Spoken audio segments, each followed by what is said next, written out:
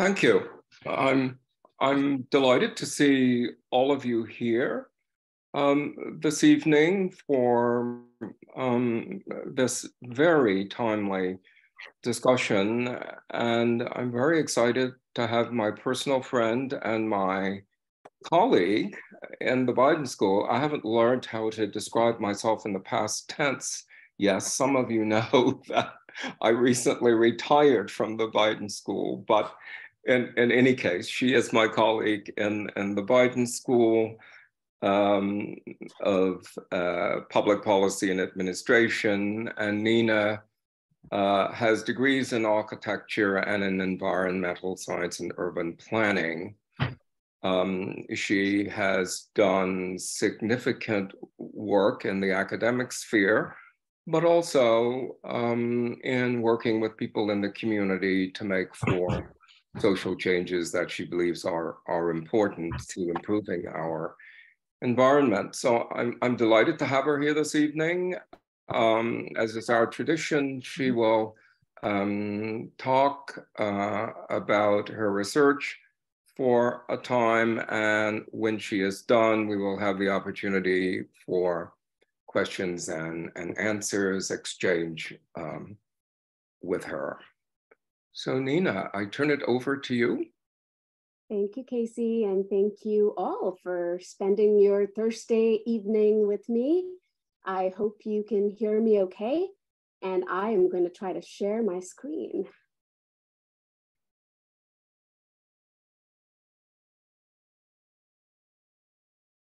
All right, can everyone see my PowerPoint okay? Yes, the screen is up. Okay, perfect. So again, thank you for having me. I'm here to talk a little bit about research that I'm currently conducting with students of mine at the University of Delaware. And this research is on the 95 and how it traverses the city of Wilmington and why it is where it is. So understanding a little bit of the history of the space as it used to be before the 95 came along, and trying to also understand the policy decisions that gave way to the 95 being where it is. So to tell the story, I have to take you back to 1957. It's Friday, it's June 21st. And if you had picked up a newspaper, this is the headline that you would have seen. This is the evening news. And if you had picked up the morning newspaper, then you would have read again that council okays the Adams-Jackson Freeway. And if you had read on, you would have realized that there had been a city council meeting on the Thursday evening prior. The meeting had about 120 people present. Nobody expected anything major to come out of that meeting, particularly because the Wilmington City Council that was holding the meeting was a lame duck council, meaning they were on their way out. They had 10 days left in office. And so nobody expected anything consequential to happen that day, but then it did. If you read carefully, you would have read that there were jeers and opposition from the about 120 people that were present at the meeting, and the meeting lasted almost until midnight. Many hoped that the incoming primarily Democratic City Council would be able to come in 10 days later and maybe reverse course and rescind the decision that the previous City Council made. But essentially this couldn't happen. And so that June 20th, 1957 decision essentially seals the fate of the Adams-Jackson corridor as the final footprint of the 95 in Wilmington. So the resolution that the Wilmington City Council passed was really simple. You see it in its entirety up there on the screen. It essentially said that there's the Federal Aid Highway Act of 1956, and it authorizes a national system of interstate and defense highways, and that the State Highway Department had evaluated several options for Wilmington. They had done engineering studies and surveys, and they found that the Adams-Jackson route was indeed the best location for the freeway. It went on to say that the cost for constructing the freeway would be borne entirely by the State Highway Department, meaning the city wouldn't have to fund it. And then the state highway department would be reimbursed at about 90% by the federal government. So in fact, most of the costs of construction would be borne by the federal government, as is the case of most highways at that time. So our research project starts with three very, very simple questions. We wanted to know why this particular decision was made. We wanted to know how the decision was made. And we wanted to know, of course, what the impact of the decision was. So this means looking at the Adams-Jackson corridor to document everything that was there before, and carefully looking at the policy decisions that led to the 94 being routed through that corridor, and trying to track the streets and the buildings and the landmarks and the people who lived there, and the institutions that supported community life in the Adams-Jackson corridor and the surrounding neighborhoods. We're using several, I don't know why it's skipping. We're using several methods. It's a lot of archival work. So we're doing content analysis of tons of historic plans and policy documents. We're reading a lot of newspaper articles, looking at old images. So there's a lot of archival research here. But one of the most important parts of the methodology for us is identifying residents who lived in this corridor from that time, or maybe they lived adjacent to the corridor at that time.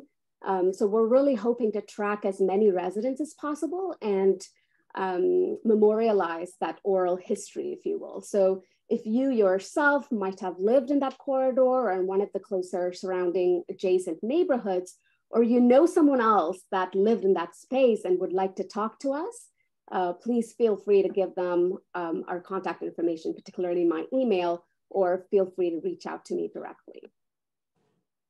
So to answer the first question, which is why did this happen, you sort of have to have a sense of the time. So we call this the planning zeitgeist. And to get at the sense of the times and to get to that question, you really have to look at the federal context. So here, I ask you all to look at the 1920s and 30s. The automobile is entering the landscape at this time. So by 1927, you had about 26 million cars in the US. 1930s, we're going into the Depression years, 1940s. It's a turbulent time, right, in terms of American history. We have the world wars, we have depression, you have a housing market that has collapsed. You have agencies like the Federal Housing Administration that are being created to try to stabilize the housing industry, if you will, in the market. So there are at least three things that we're actively talking about at this time. We're talking about slum clearance, decongesting urban core areas. We're talking about creating some sort of home ownership, putting that on the map, and giving access to housing for Americans, particularly a lot of people who lost their homes during the Depression years. And we're also trying to figure out how to better integrate the cars into urban areas and cities that were not built for cars, that were built for people and eventually horse-drawn carriages and trolleys and electric trolleys. So we're trying to figure out what it means for us, what it means for cities now that we have cars in the fray. So in this context, three sets of policy solutions emerge. The federal government realizes that there needs to be a policy for slum clearance, urban renewal. We need a policy that's focused on greenfield construction of homes. And there we're thinking about mortgage insurance, the GI Bill that provides assistance to returning veterans to have access to homes, right? So that's another part of the housing policy. And then we're also thinking about serious funding of infrastructure, particularly roads, to better connect those greenfield developments to our urban cores that we still think of as the economic engine, if you will. And so we have three sets of policies, right? So urban renewal, slum clearance, you have suburban housing development and greenfield development, and you have transportation policy. And often all three are connected, particularly in the case of urban renewal and highways, where several cities end up getting federal aid highway dollars and using those dollars to achieve urban renewal and blight reduction goals, if you will. So at this time, the sense of the times is if there's a mixture of uses, meaning if commercial uses are mixed with residential uses and industrial uses, that's not really compatible, that it's an incompatible set of uses and it ought to be separated. So separation of uses was something we understood as a good thing. We also thought density equaled congestion and overcrowding.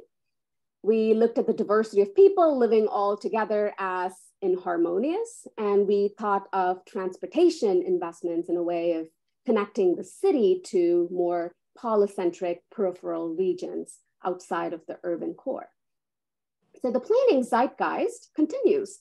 If you start reading all the old policy documents in Wilmington, you certainly see the same flavor of arguments relating to blight removal, removal of density, reduction of crowding, separation of people, creating barriers between neighborhoods, and so on.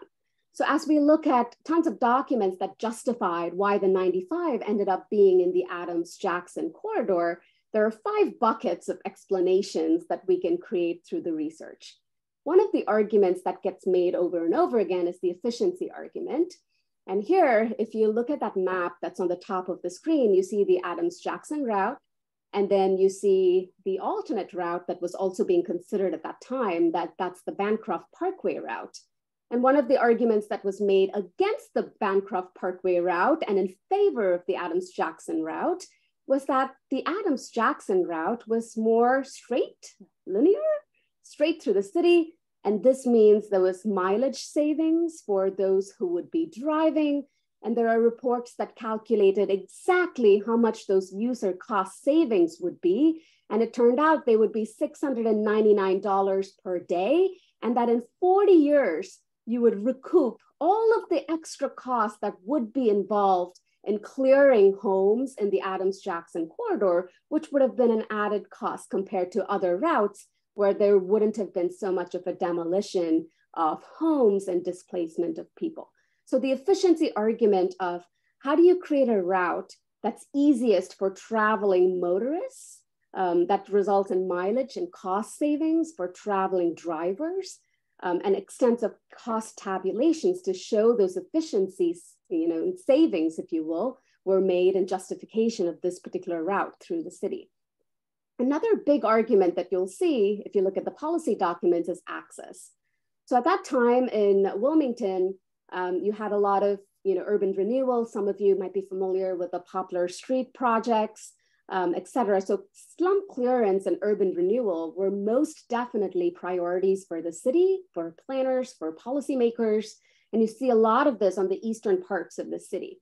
So there was a hope that we would clear out vast amounts of residential buildings from the near downtown areas and create instead a regional mall and economic development. In other words, expand the central business district, make that a economic engine that we would be proud of, and create, build the I-95 and provide better access for regional commuters and suburban residents to come quicker to downtown. This would also give us the ability to create more parking for those traveling motorists so that they can get off the highway, park, enjoy the regional mall, which would occupy a significant amount of property close to downtown location in Wilmington. So this idea of providing better access, both for people to leave the city and come back into the city, was definitely one of those arguments that's formalized in a lot of the planning documents.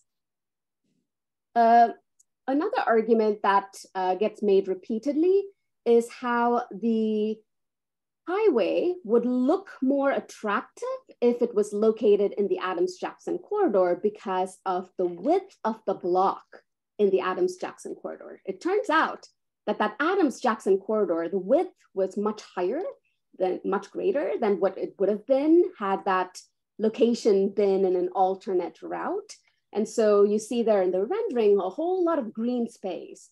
So this green space was pitched as, boy, what a boon would this be to this neighborhood that's so dense. If we could create a road through it and create all this park space. And I'm going to show you a couple of other renderings. So what you see in front of your screen, you see the basketball courts, you see tennis courts, you see playgrounds.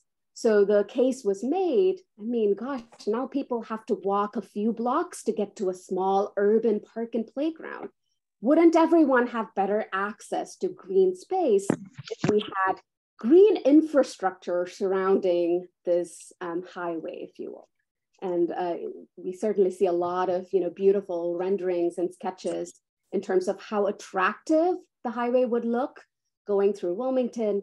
There were arguments about how this would drive up the costs of properties that were flanking the highway and truly would be seen as an asset, a green asset, an infrastructure asset.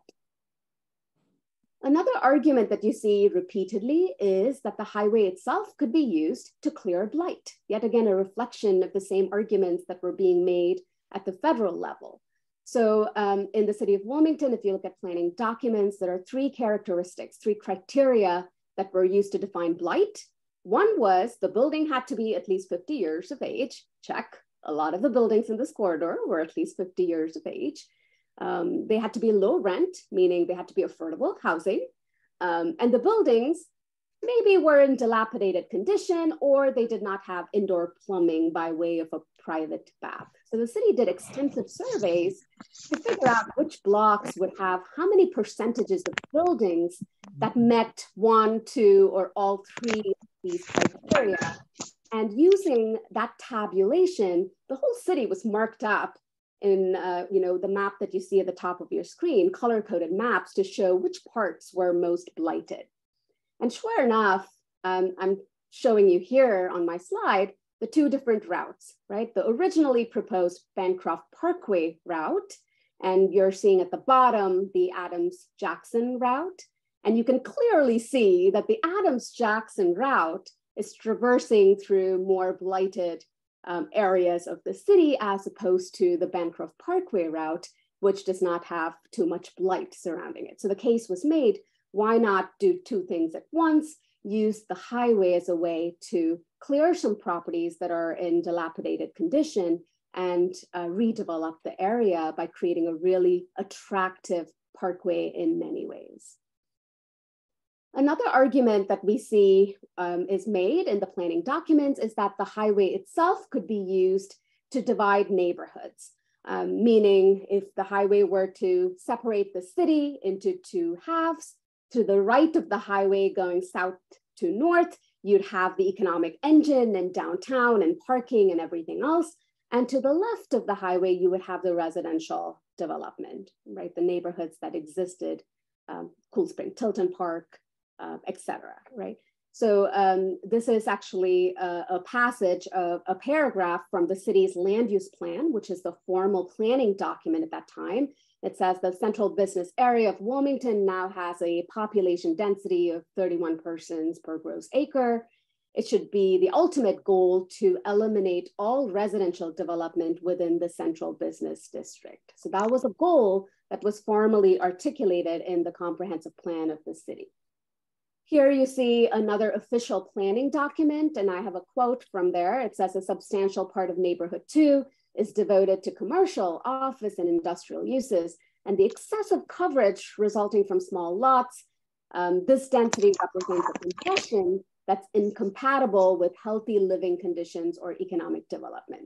So the density of the neighborhoods that were proximate to the central business district, the Adams-Jackson corridor included, was seen as something that was very much a negative.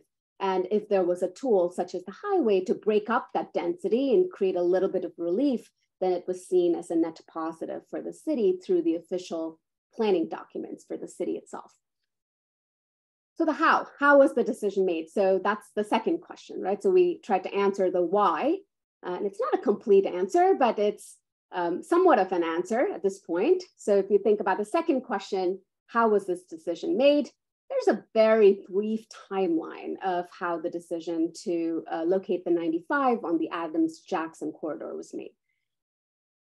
If you look at old documents, straight through the 1940s, there's a lot of debate in Wilmington about cars in the city, congestion in the city, and gosh, we've got to do something to alleviate the congestion caused by cars. We've got to do something. There's got to be a better way. In 1950, the Adams-Jackson corridor appears in documents for the first time as one of those routes for a potential freeway. But recall at this time, we don't have tremendous amounts of federal money available to create said freeway. So it becomes something that's the object of discussion. And sure enough, as soon as the Adams-Jackson corridor is designated in the 1950s as a possible route for any freeway, even before we had complete funds to actually create this freeway, people turned out in droves. There are records where 800 people showed up to public meetings to say, no, this is not a good idea, to such a point where the city said openly, and this is captured in a lot of newspaper articles, the city said, no, well, we can't do it anymore because people don't like it. There's significant opposition to designating a freeway in the Adams-Jackson corridor. So the corridor essentially disappears from discussion for a little bit after the 1950s.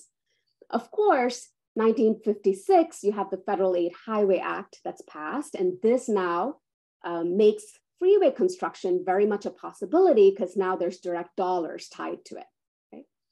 Soon enough, 1957, the Bureau of Public Roads begins to think about where this highway would go now that money has become a reality, and they hold public hearings on the Bancroft Parkway alignment. People oppose that as well. And then, of course, you know, 1957 in June, all of a sudden, Route A shows up again as the Adams-Jackson corridor, and everybody is shocked, but council approves it.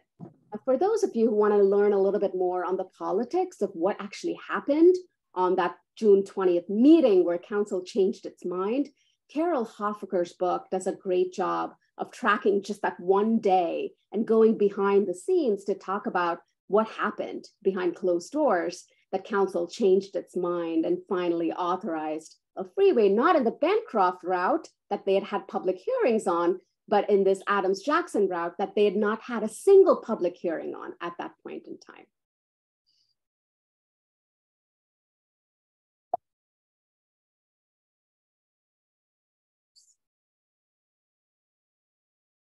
And now to talk about the what. What did the Adams-Jackson corridor look like?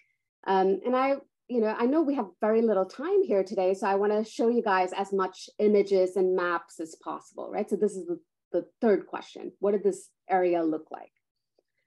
So if you look at this particular map, the landmark to look at here is the Cool Spring Reservoir and Park. Are you guys able to see that up top? It's right at the top of your screen. It's hard to miss. You see the water, you see the green space. Yes. Now, if you want to, yes, and if you want to look at another view, this is the city, and you can see the sort of pattern of blocks.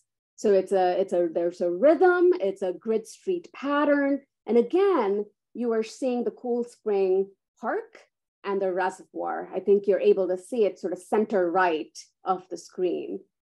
And that's where the highway ends up going. So it literally does cut the city into two pieces. So what I want to do is show you block by block what that corridor looked like. And this image, if we were to go block by block, you would be going right to left. And that'll give you a closer look. So if we were to go right to left, we'll start at Shawcross. And I'm going to show you a couple of blocks at a time. So the way to read these maps is to look at them left to right. It's the same two blocks shown to you in three different time periods. I hope that's easy to understand. So the first two blocks are shown in 1901 to the left of the screen. Same two blocks are shown in 1927 to the middle of the screen. And same two blocks are shown in 1951 to the right of your screen. So what I want you guys to see is if there are any significant changes in the built environment. And what I'll argue, I guess, or make the case for, is that the built environment here is pretty intact. There are some small changes, and I'll point out landmarks along the way, but the morphology and the pattern of the built environment here is very stable over a 50-year period. And you'll see that if you just pan across left to right. I'm also going to show you some bubbles, and these are things I want to highlight. So what you're seeing in the bubbles here in 1927, you're seeing garages show up in the landscape. So recall right at the beginning of the presentation, I said cars enter the landscape in the 1920s, and you're seeing, this was kind of a cool thing for us to see in the maps. You're seeing that reflected in the built environment. So to the left, between Shallcross and Delaware Avenue in 1901, you don't see the garages. But in 1927, you see a whole bunch of garages appear, and they stay in the 1951 map, right? So that's kind of cool to see the built environment changes that way. Now, if you go down further from Shallcross, so this is showing you Delaware Avenue to 10th Street.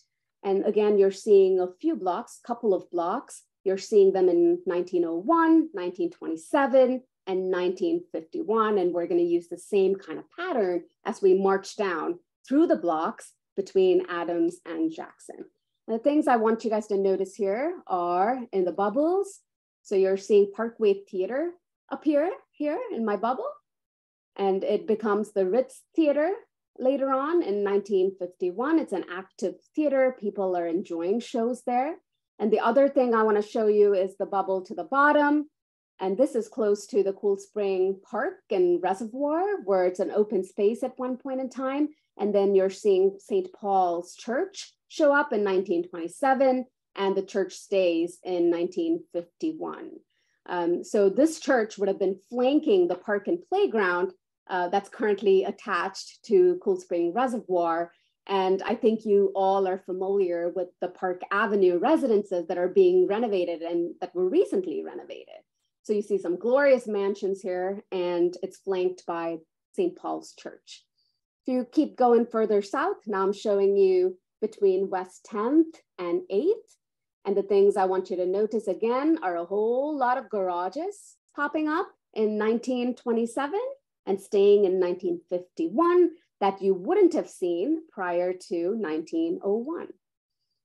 And at the bottom, you're seeing Willard Hall High School that later became Willard Hall Grammar School. It's a beautiful building. And then it becomes the Board of Education's office, administrative offices, and it stays at that time until the highway comes through. Keep going further down, West 7th Street, West 5th Street. The ones, the landmarks I want to highlight for you are Zion Evangelical Lutheran Church. You're seeing that stay through the entire 50-year period. And at the bottom, you're seeing the stucco Diamond State Brewery, which was such a massive structure that it almost occupied an entire block in this corridor. Keep going further down. This is between 5th and 2nd. And the spaces I want to highlight here. Now, this used to be an old Morocco factory, leather factory in 1901. The leather factory goes away. You're seeing a street up here. It's called Conrad Street. And then the street disappears in 1951, but it becomes a really big playground. For contemporary reference, for those of you who know where the Adams Street courts are, this is the exact spot where the Adams Street courts are right now, under the highway. If you go further down now, between 2nd and Chestnut, the spaces I want to highlight for you, this is Wilmington Hosiery that became Amalgamated Leather. And then if you go further down, this is St. Michael's Church that later becomes Palmar Church Hall. And then and this is kind of a important location in the community, particularly given what we know about the Polish residents in this area. So this makes sense from a built environment standpoint to see that transition, if you will. So if you were to take everything that you saw in map form and look for images of what that looked like, I'm hoping to show you some images of the key landmarks that you just saw on those maps. So this is St. Paul's Methodist Church. This is the church that was flanking the Cool Spring Reservoir and Park. This was demolished, of course. And here you're seeing the church. This was known at that time as the church with the red door. And you're seeing these beautiful mansions on either side of the church. And that's what Cool Spring Park used to look like. So this is the actual view looking east from Cool Spring Park. Now what you'd see in its place is Trinity Church in the background, the taller buildings associated with the banks and the highways, what you would see if you were standing in this exact same location. So this is an image of the church during demolition. And as I said before, this is the view right now. If you were to stand in the same location, this is what you would see. This is an image of Zion Lutheran Church, first German congregation in Delaware. They had a settlement house, a playground. So this was really one of those community institutions, if you will. This is the street. So this is 6th and Adams looking west at Zion Lutheran Church. You see the row homes leading up to the church. So this is the streetscape. This is all gone because this was right on the path of the highway. And this is the same church. So this is still Zion Lutheran, but now looking west.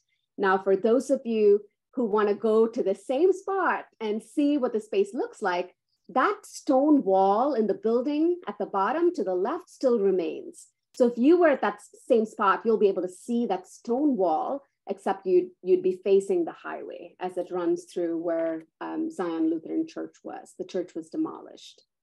So this is the amalgamated leather. We saw that in the maps. This is the building, classic red brick architecture that Wilmington is known for.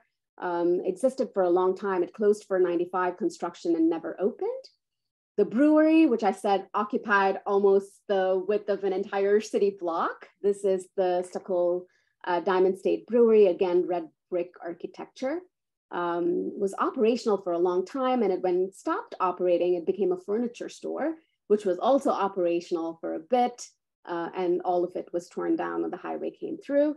This is what that space looks like now. So imagine this beautiful big structure, and the view that you see right now is the sloping berm associated with the highway. It's the exact same spot and same view, if you will.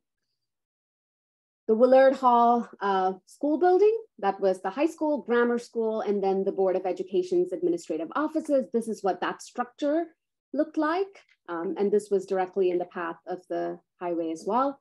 And I mentioned the Parkway Theater and the Ritz Theater.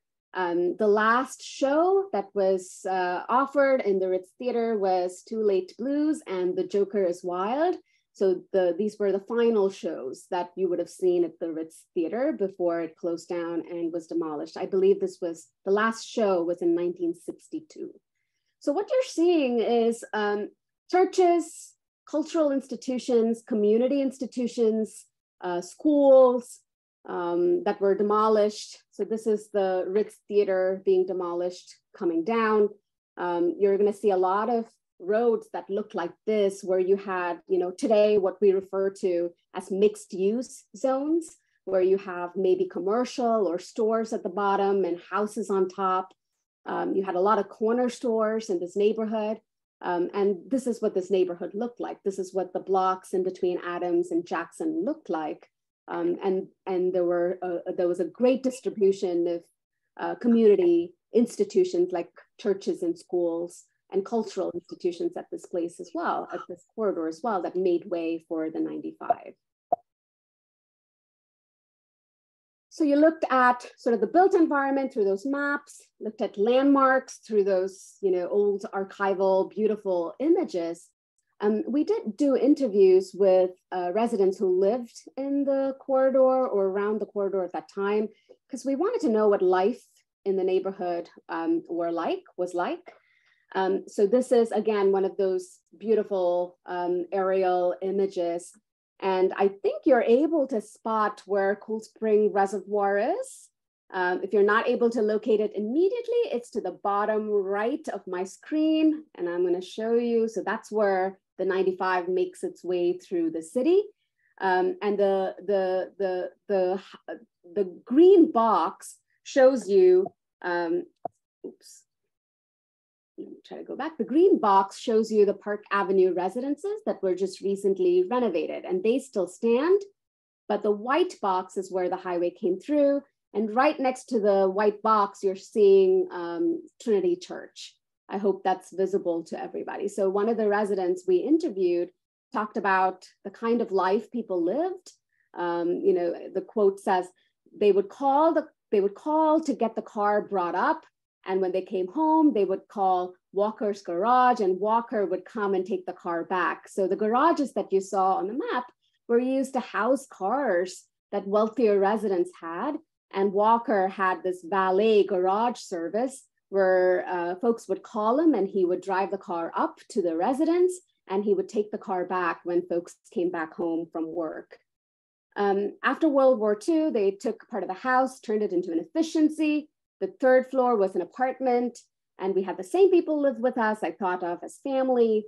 All of this with just one bathroom, by the way. We got creative. And this quote, this resident that we interviewed talks about how some of the older houses over time were subdivided and rented out. So what used to be a 10-bedroom mansion ended up being occupied as the population of the city grew by multiple families. Several people mentioned about the quality of life in the neighborhoods at that time. So here's one quote where this resident says, for people who lived in the area who were not wealthy, they had a quality of life you couldn't get anywhere else. And that's in part because of those community institutions, because of those corner stores.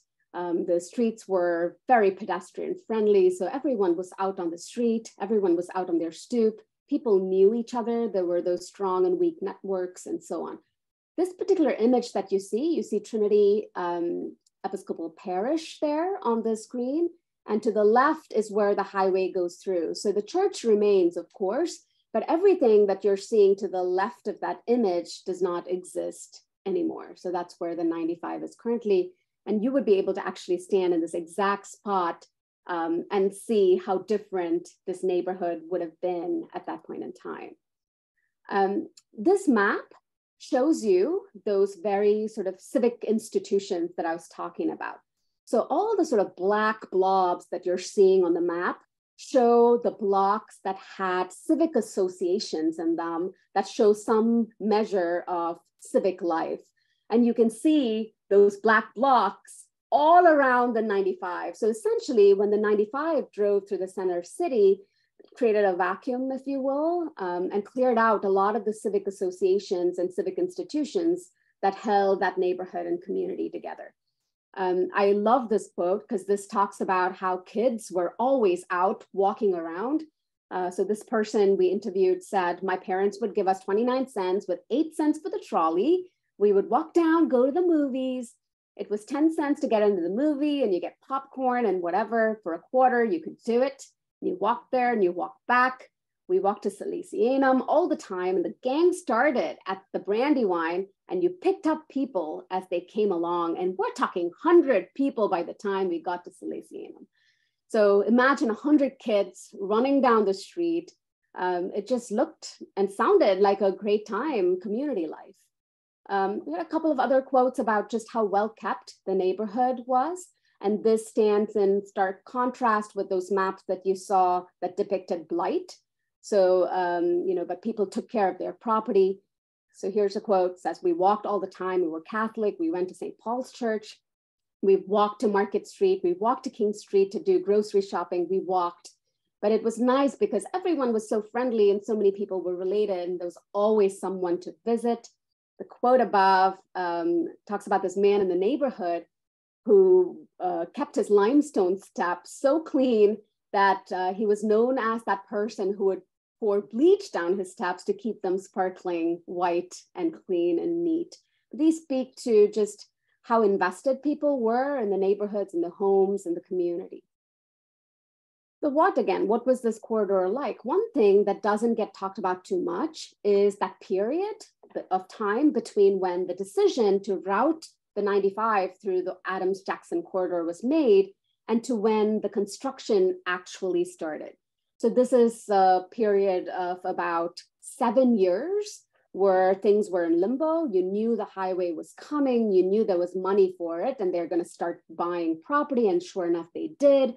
Demolition started, but the demolition started in 1959 and it would take about 5 years for the entire corridor to be demolished so that construction could start. And for a lot of our residents, this was a very, very turbulent time. And, some describe this as, the silence was deafening. There was extensive population erosion. We were maybe a block and a half from where they were building. It was constant noise, 6 days a week, where you had to turn the television up as high as you can. The above passage is actually from one of the reports that was written at this time. And the report said, the extensive population erosion in this area is due to the undesirability of residential habitation neighboring an area of both planned and actual major construction, future high-speed traffic, and commercial interest in land adjacent to freeway interchanges. Meaning a lot of people were cleared out to make way for the 95, but there was also a sense that maybe everything that was anticipated about the freeway driving up the price of land also had other impacts. The demolition itself, that 5-year period, did not make it very pleasant for people to stay. So you saw a lot of population movement around that time. So this quote, this resident said, this is another resident, this resident said, they started purchasing houses, but they couldn't demolish them until they had a certain number of houses together. So in the meantime, they would rent the ones they purchased at very low rents, and then they would start knocking down other houses along the block. So you may be missing some houses on 4 sides of your block, and it just became very blighted. So you're seeing some of the spillover effects of demolition itself, because the demolition did not happen all at once. It happened by multiple contractors, blocks at a time over a long period of time. Broke my mother's heart and my father's also, that they had to sell. Their house was not torn down, still standing, but we know it was built on stone. There was a quarry down the street. They were doing all this blasting. So we moved all the way out to the 9th Ward. So this is Zion Lutheran Church. There was a fire. We don't know how the fire started, but this resident said, my sisters and I had gone to Girl Scouts there. So we watched that fire for hours as it burned, hours and hours. The cross on top of it burned. So there's lots of stories of vandalism, of fires, of maintenance issues, et cetera, over that 5 to 7 year period between the time the actual decision was made to when all of the demolition was completed. The impact of constructing the 95 extended way beyond that actual corridor itself. One resident said, I went to a parochial school, and when I started in there in 1st grade in 1956, we had 100 children in our class. When I graduated from there 8 years later, we had 13 children in our class. The day we moved, my brothers took sledgehammers and axes and kind of took it all out on the house. They just ripped holes in the walls. It's not like somebody was going to move in after us. But my brothers, I don't know whether my dad said, if you have any anger, get it out now. I remember them punching holes in the wall before we left. So this displacement, it was a really tough time for a lot of the residents who had called this corridor home. And a lot of the folks we interviewed said one of the routine questions that everybody kept asking all of that time during that 7 year period was, are they done building the freeway yet? So in the end, if you look at the tally, the final tally, the number of blocks that were affected by the 95 being routed through the Adams-Jackson corridor was 25 city blocks. The total value of the property that was taken was almost $4 million. There was a theater, there was a private school, 2 churches, 48 garages. There were 50 commercial structures. So these might be all the corner stores that we talked about. There were 507 residential dwellings, most of whom, the majority of the dwellings were owner-occupied dwellings. So the total number of dwellings in the corridor that were demolished to make way for the 95 was 652 dwellings. So it's 926 families. So that means thousands of residents, but we don't know what that actual number is. And I will stop there to see if you all have questions for me. I have some other things to show, but I did not want to spend most of my time talking. So I can stop sharing my screen and see if you have questions for me. Well, thank you, Nina. As somebody who's not from Wilmington, but have seen this story play out in other urban communities, this really puts a face on things here, how extraordinary it was that actual citizen voices had no voice in the literal destruction of the community. Well, are there questions or comments for Nina? Hi, I have a comment. My name is Noreen. It just seems like what they did back then is considered today eminent domain, where you don't really have a say in if your property is taken or your business is torn down. I don't know if it's as prevalent to make it as dramatic as back then, but that was the first thought came to my mind when I heard the whole issue about it. So yeah, thank you for that comment. The official term that was used is right-of-way acquisition. And what that meant was that the State Highway Department would enter into negotiations with the owners to find assessments, appraisals, if you will, multiple appraisals for the value of the property. And through those negotiations, those properties would be purchased. So right-of-way acquisition was the technical term that was used to acquire the properties that were acquired. As part of the research, one of the things that's important to us is to track exactly who lived in the corridor. Now, if you think of census data often comes to us in the form of tracts, and that's aggregate data, right? So one of the great things that happened in 2022 is we were able to access 1950s census data that shows each individual that lived in that corridor and shows us exactly who those individuals were. The Census Bureau waits 72 years before releasing the individual records, because the Census Bureau doesn't normally allow us to identify people by name. It takes 72 years after the data is first released to show those enumeration files. But those files are all handwritten. So one of the big research tasks for us right now is to figure out exactly who lived in the corridor, what are some of the data associated with their demographics and socioeconomic characteristics, if you will, and to link that to some of the Del.Dot records that we have on how much exactly was paid out to them for their properties.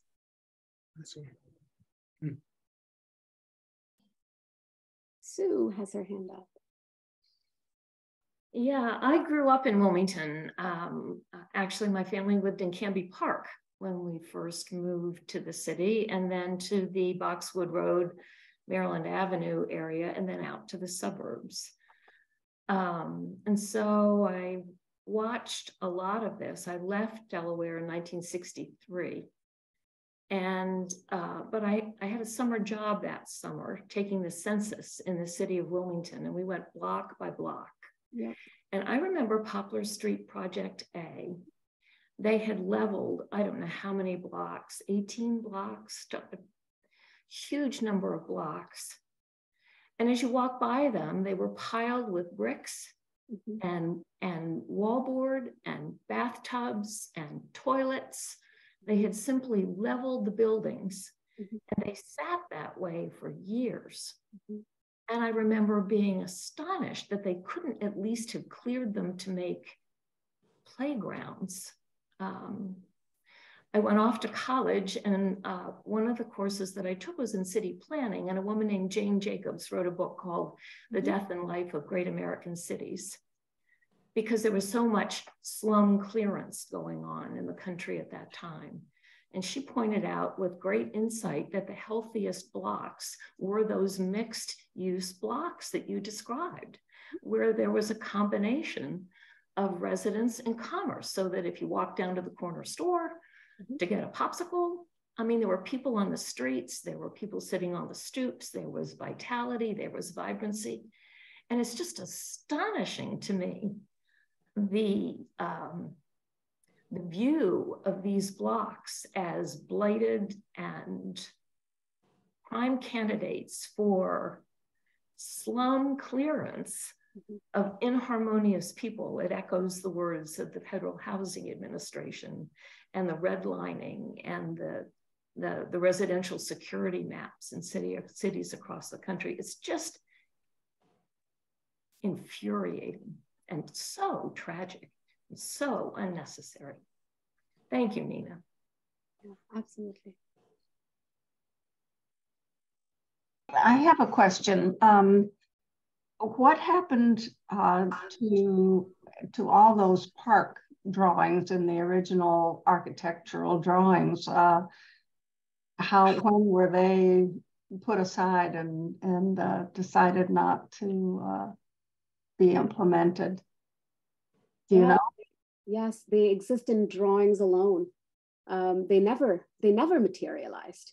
So they were shown in the renderings, and they were used as arguments in favor of this route, but they never ever materialized. And to some extent, I'm sure you're all familiar with the conversations around potentially capping the 95.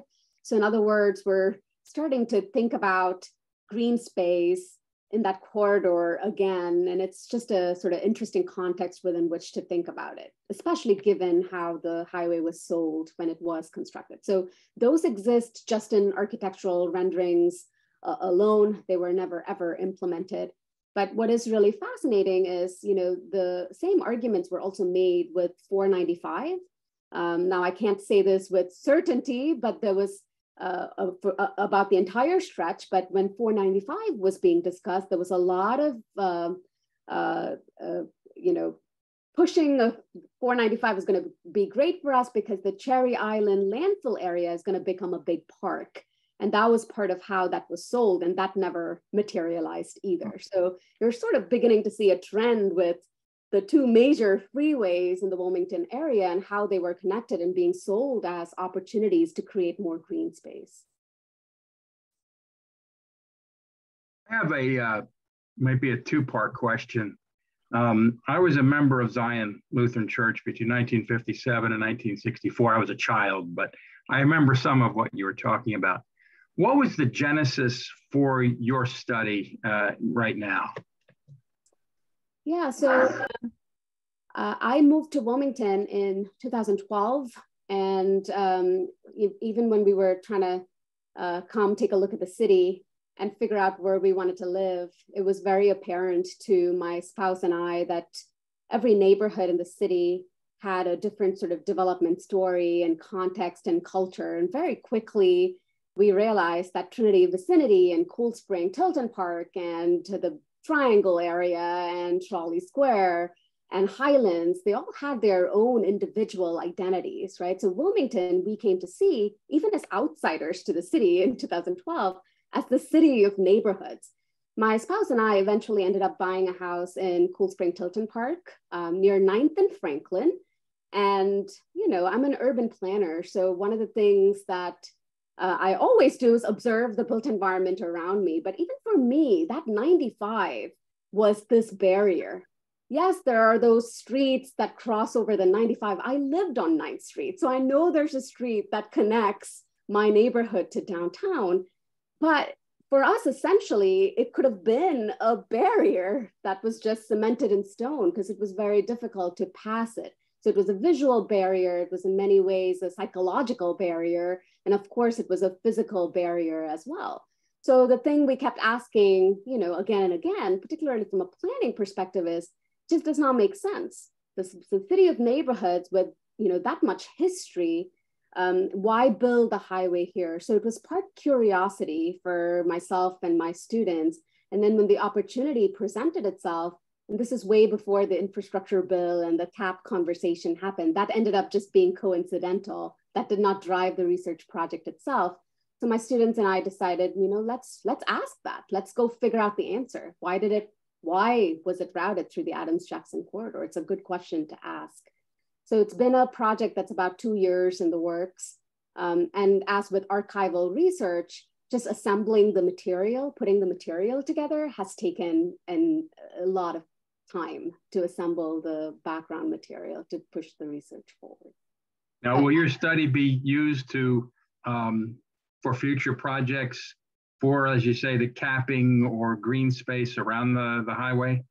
Yeah, absolutely. So everything that we find, we're hoping to sort of feed into, WilMapCo and policymakers, DelDOT, the city, because maybe there's a way to celebrate what used to be, memorialize the history. If you see some of the sort of murals that are on 10th Street and 9th Street. That's something that I've been involved in, trying to support to better connect the eastern and western parts of the city. So most definitely, we don't want this to just be in a journal or something somewhere. So our goal is to work with the Historical Society. So we did some programming with the Delaware Historical Society to bring some of the research to the public so it's more accessible. So that's most definitely part of the goal, is to not only make this accessible long-term, so that people don't have to do the work we did to track down the archival material. So some of this can be more easily available to people so they can understand what was there in that space, but to also potentially inform the policymaking side of it. Thank you. Yeah. And just for your information, some of you were here several weeks ago when we had another discussion specifically about the capping project of 95. And that recording is up and is available. So if you are not here for that discussion, it's complementary to the discussion we're having this evening. I would suggest that you have a look at that. I just want to say I agree with Sue. What I'm hearing about the community that was here was a good community. And I am appalled that they were just destroyed. And I just go, has it been a real serious kind of death of the community here in Wilmington? I appreciate that comment. And I will say, members of this community were also engaged. Every time there was a public hearing, they showed up. They were not silent at that time, right? There was no public hearing on the Adams-Jackson corridor itself, but there are several other hearings about maybe 4 or 5 different routes, and nobody knew which route it was going to be, this thought of the freeway. But every time the freeway was brought up over that 7-year period, people showed up, they organized, they tried to fight it, but it just ended up being one of those things that, they couldn't get past. But yes, they were not only invested in the neighborhood, but they were very much invested in the public process, and they showed it by turning out to public meetings and writing letters and making their voices heard, although it didn't really matter in the end. Marge?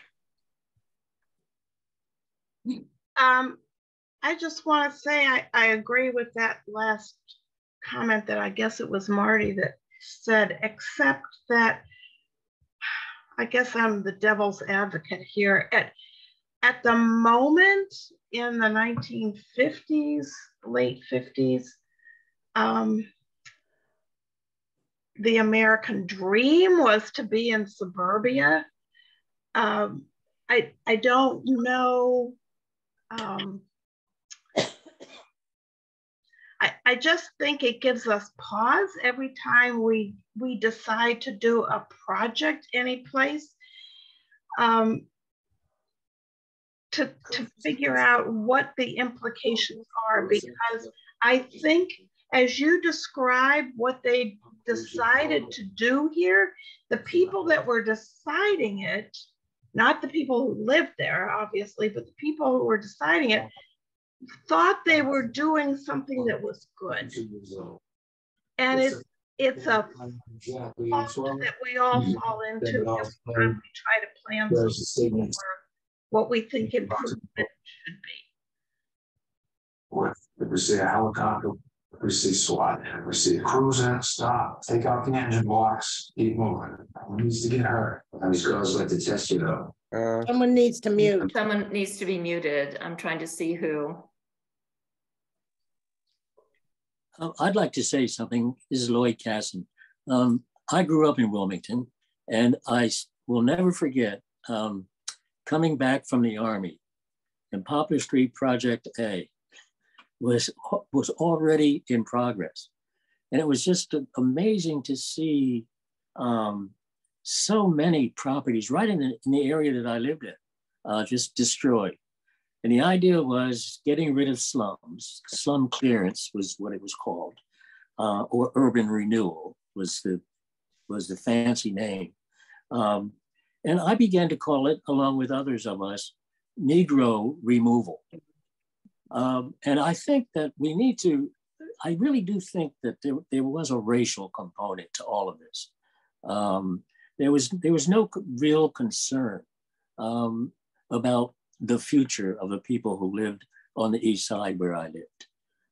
For example, houses were destroyed with the idea that some new housing, new affordable housing would be built and so on, which never happened.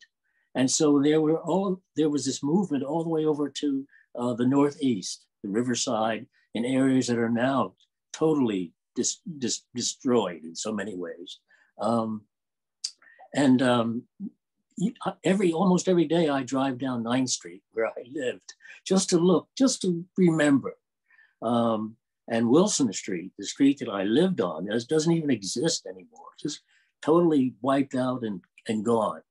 I could never show my kids the house that I grew up in. I mean, that's really pretty bad.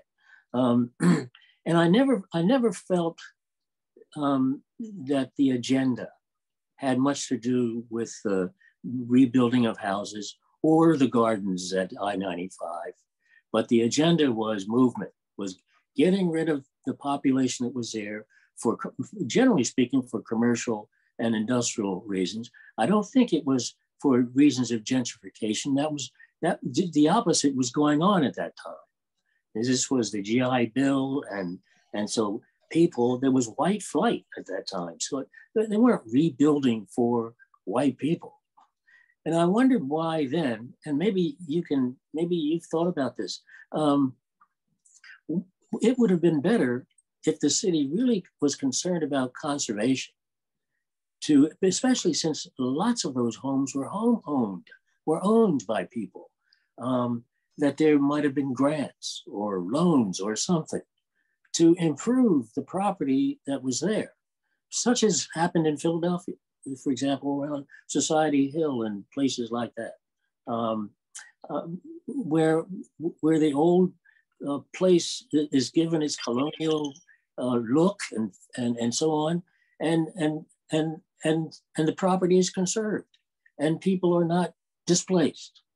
What happened in Wilmington is that overcrowdedness occurred in so many places as people were moved from all of those areas, including Jackson, Adams Jackson, to the near West Side, which in later years became a spark, a fire point, a hot spot of anger and so on in 1968 period.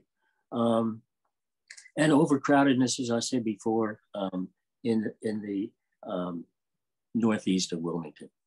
So I don't want to spend more time, but I just want to share that because it's something I have never really gotten over it.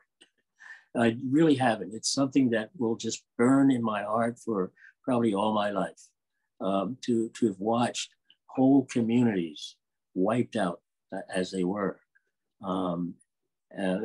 with nothing really to replace them. If I could just point out that what happened in Wilmington happened all over the country. Yeah. This is not unique to Wilmington, Delaware. Exactly. It happened everywhere.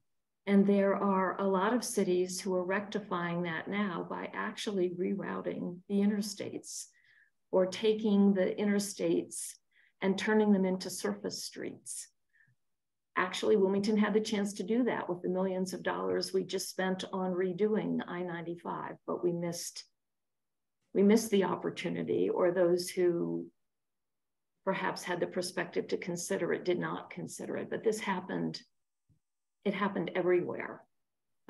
And invariably it was to remove undesirables. You mentioned the term inharmonious, Nina. That is a word right out of the FHA Underwriter's Manual, when FHA mortgages were only given to white homeowners because they wanted to create communities that didn't have inharmonious racial elements. And so Black homeowners did not get FHA mortgages to buy homes, nor could they get home improvement loans to make sure that their property values remained steady. So it's all part of something that was happening much, much more than just Wilmington, but we are a prime example of what was taking place. Yeah, and I appreciate Thank you, John. both Lloyd and Sue's comments on this. And one thing I would say is it's very difficult to separate which of those three policy forces had what kind of impact. So here we're talking about make some fish. I didn't know what he wanted. So here we're talking about urban renewal, slum clearance as one policy, suburbanization and population loss due to suburbanization as the second policy, and then the routing of the highway. All three happened right around the same time period. So it's difficult to say which one of those policies had what kind of impact, but no doubt that the combination of the three had detrimental impacts on the city itself. And there are some statistics, right? So the city started to lose population from 1940 onwards, but that curve or that drop is precipitous after 1950. So that it used to be a slight slant and then it just dips tremendously. And at that time, there were some calculations that were made that out of the 129 largest cities that lost population at that time, Wilmington's drop in population was the 10th highest, right? Between the period of 1950 and 1963. So that means that for a city of Wilmington size, it's not the largest city. The impact of that loss could have been way bigger than what you might have seen in a much larger city. So the population loss was precipitous after 1950. And some of the statistics show that compared to other cities that lost population at that time, Wilmington was fairly high up there in terms of the rate of loss of population. Well, thank you, Nina, and thank you all. I know that Norm and Judy have been trying to raise a point vastly over time, but I'll turn to them for the last comment, since they've been waiting patiently. Nina, you just answered my first question as to what happened to the population of the city during this time. Do you have any information about the corridor and its impact on the racial composition of the city? Oh yeah, I have do you guys have a bit of time for me to show you just one slide that shows that map of population change? Yeah, sure. 1 second, let me share my screen again, and you would be interested in this one map that I have. Go straight to it. All right, so this map shows you between 1950 and 1960 what that percentage of non-white population looked like in the city, and the orange line shows you where the highway ended up being. So the white areas are areas where the non-white population was less than 1%. So those are predominantly white areas. The dotted areas show you areas where the non-white population was 1 to 4%. The hatch areas, the cross hatch, those are areas where the non-white population was anywhere from 5 to 24%. And the squares that you see, those are areas where the non-white population was 25 to 41%. And the completely black, gray areas are areas where the non-white population was over 60%. So in that period from 1950 to 1963, what you're seeing is that entire eastern side of the 95, there's a significant change in the amount of non-white population where if you look at tract 11, for example, that changes from 5 to 24% non-white population to 25 to 41, right? And you're seeing that throughout. So another good spot to look at would be tract number 23. And that tract had 1 to 4% of a non-white population. And by the time you hit 1963, you're seeing 25 to 41% of a non-white population. So in many ways, you're seeing a coloring of the population in this period when we're talking about those kinds of population changes that we just talked about. Does this map make sense to everybody? Yes. All right. Well, Nina, thank you very much. We could go on this evening with this very rich presentation. We're grateful that you've come, and we're grateful to all of you for having come this evening to what's been a very stimulating conversation. Sue, might you tell us about the next upcoming event? Yes, we're having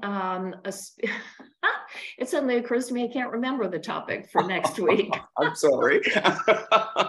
I should know. It's going to be great. Yeah. And we'll let you all know what it is. You can look for the weekly word. We'll send you out an announcement. Honest, it's just gone right out of my, I'm so taken by what you talked about, Nina. Everything else is. We're mesmerized by the presentation. I also should know, but I can't remember either. But anyway. we will let you all know and hope that you will join us. Right. Thank you all very much. Thank Good you. night. Thank you so much. Thank you.